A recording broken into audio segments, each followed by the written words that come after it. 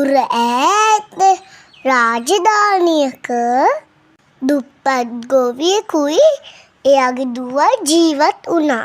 මේ ගොවියා තමන් ගැනයි තමන්ගේ පවුල ගැනයි නිතරම පුරසාර අඳොඩන්න පුරුදු වෙලා හිටියා.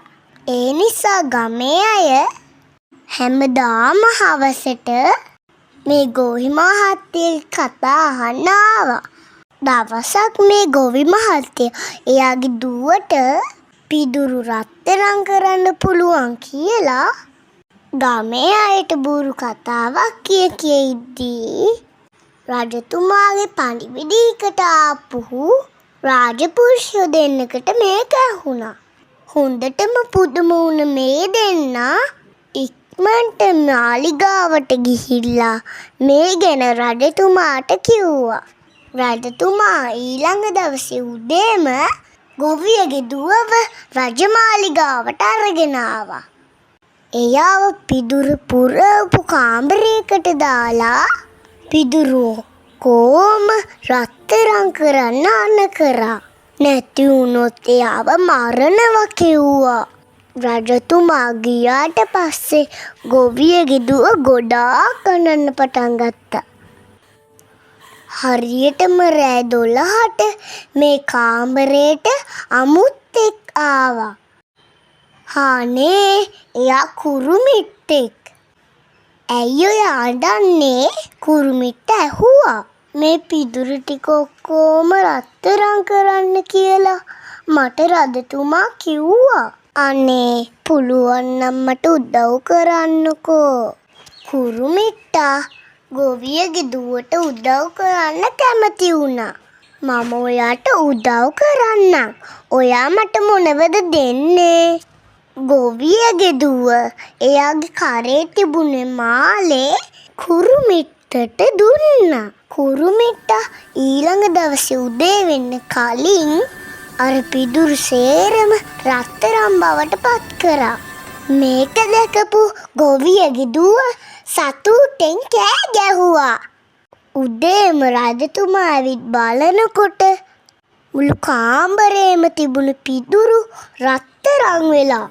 දෙවියනේ මේ මොන පුදුමයක්ද? රජතුමාට ඉබේම කියුණා. ලෝභ රජතුමාට තවත් රත්තරන් ඕන වුණා.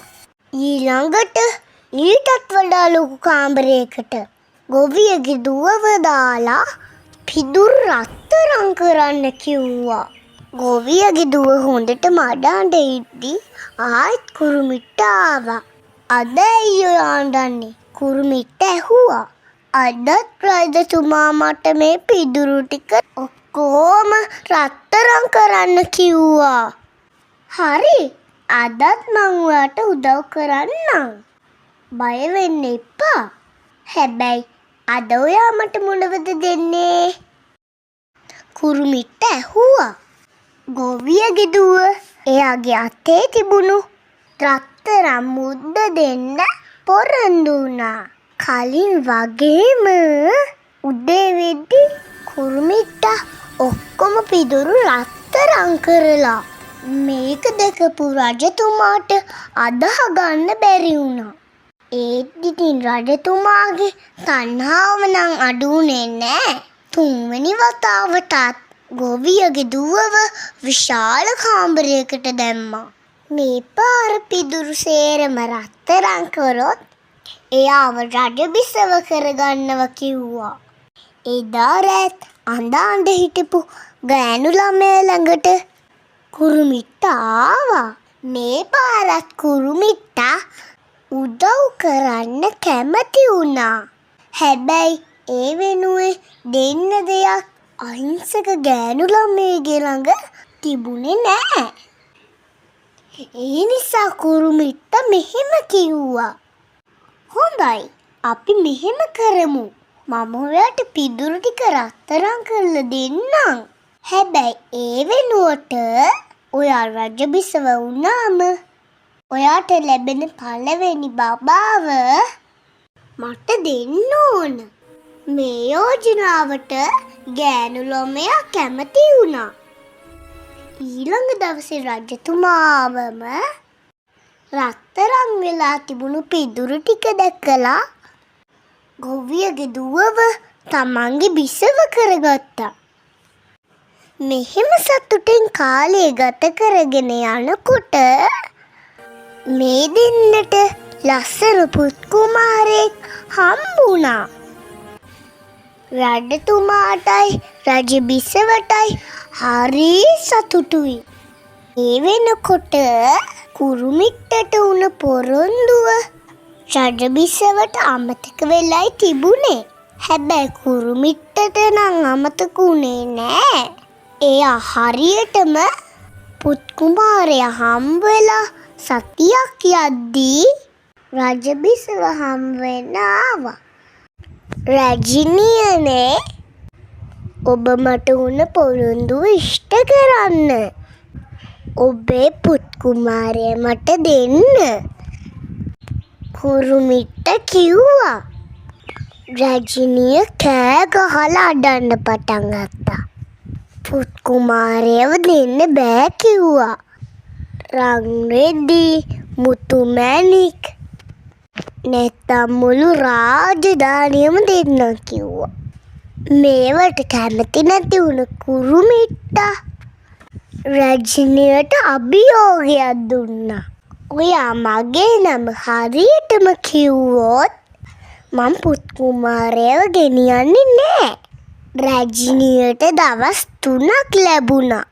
පළවෙනි දවසේ රෑ කුරුමිට්ටා ආවා. ඔයාගේ නම තෝමස්ද? නැත්තම් මයිකල්ද? ජේම්ස් නේද? ඔය වගේ නම් රැජිනිය ගොඩාක් කිව්වා. හැබැයි ඒකක්වත් කුරුමිට්ටගේ නම නෙමෙයි.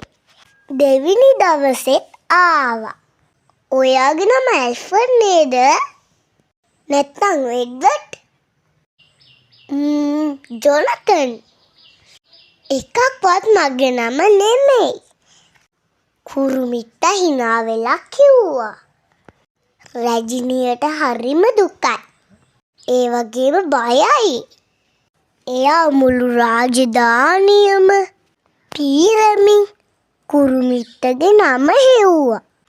තුන්වෙනි දවසේ උදේ රාජපුරුෂයෙක් රැජිනිය හම්බ වෙන්න ඇවිල්ලා රැජිනියනි කන්දක් ළඟ කුරුමිට්ටෙක් සින්දුවක් කිය හිටියනේ.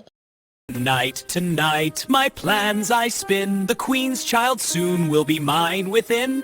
No one knows my little name. Rumpelstiltskin is my name. Rumpelstiltskin. එයාගේ නම රම්පල්ස්ටිල්ස් කියලා. රැජිනියට හරිම සතුටුයි.